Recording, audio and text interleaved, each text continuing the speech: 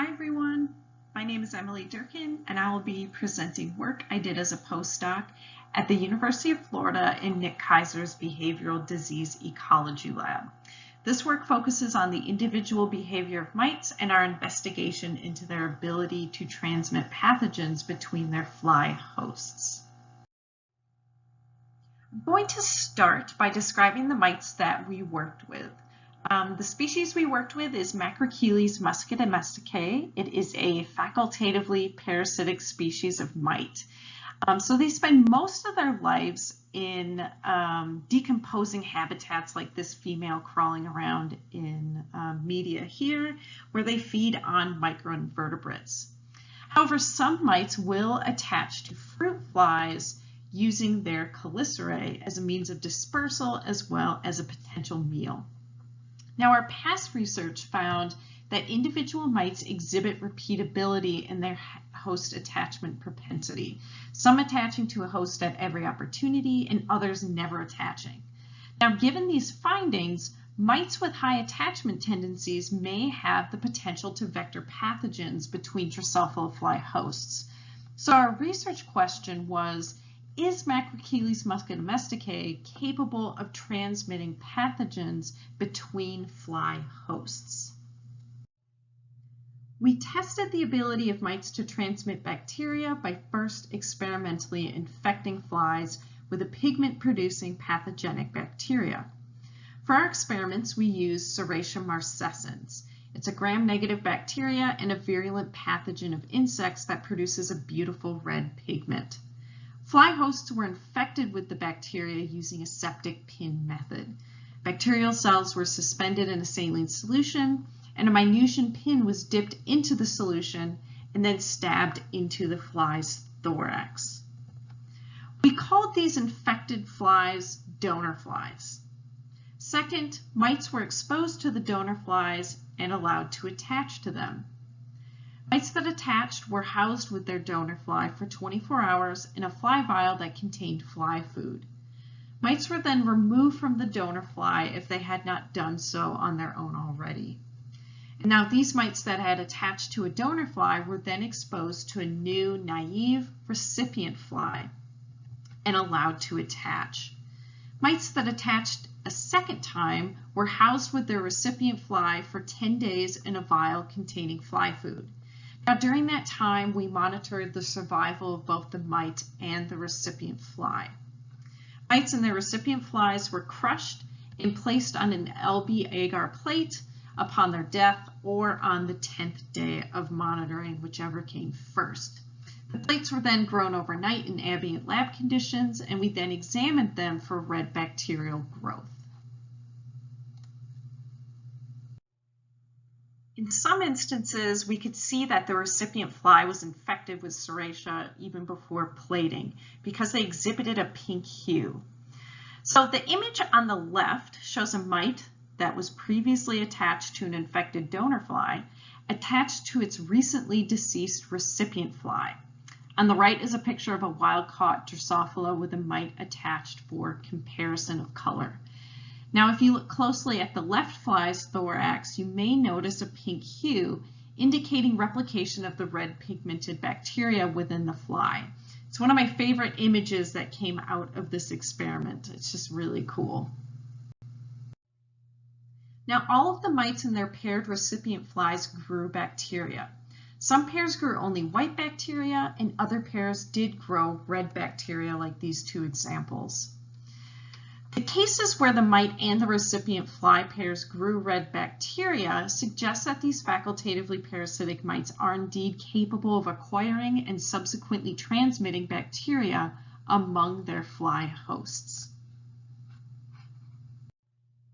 We repeated this experiment twice, and this figure shows the sequential infection results of mites that attached to both a donor fly and a recipient fly, as well as the infection results of the donor fly, mite, and recipient fly.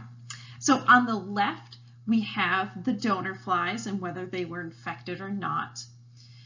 In the middle, we have the mites that had attached to the donor flies and whether they were found to later be infected with the Serratia bacteria or not.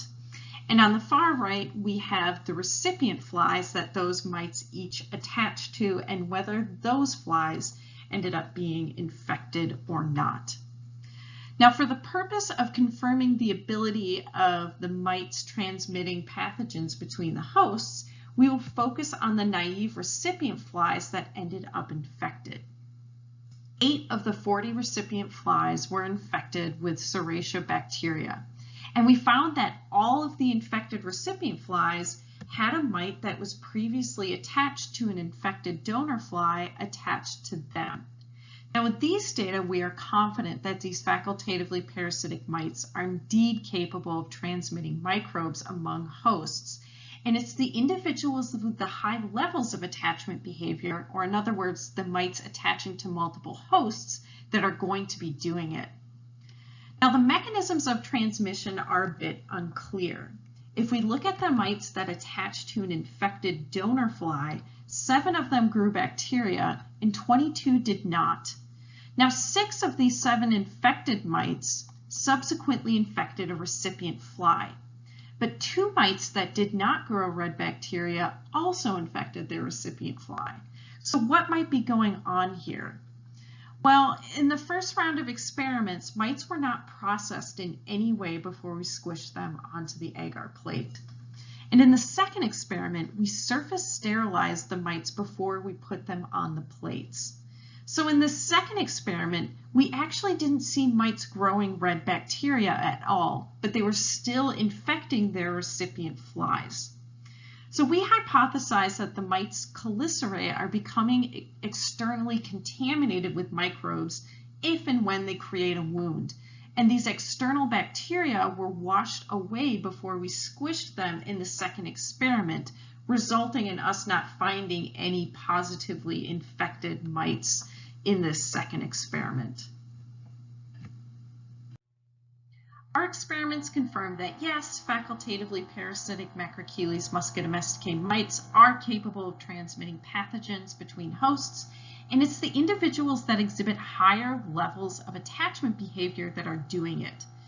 We hypothesize that mites become contaminated with the pathogen when they create a wound on a fly. And if they attach to another fly and generate a wound, they can infect that second fly. We also noticed during our experiments that infected recipient flies survived much longer than the infected donor flies. This could be because of where the flies are becoming infected.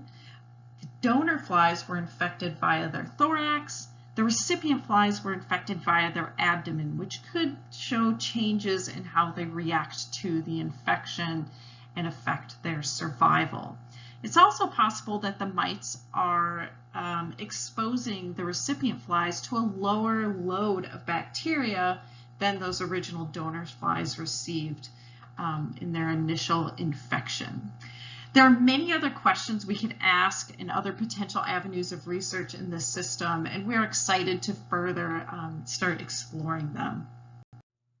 Thank you for your time and attention, and thank you to our collaborators, Dr. Brian Lazzaro at Cornell, Andrew Cook at the University of Alberta, and Emily Stone, who was an awesome undergraduate student that performed a lot of these experiments, as well as the Keiser lab at the University of Florida. Thank you.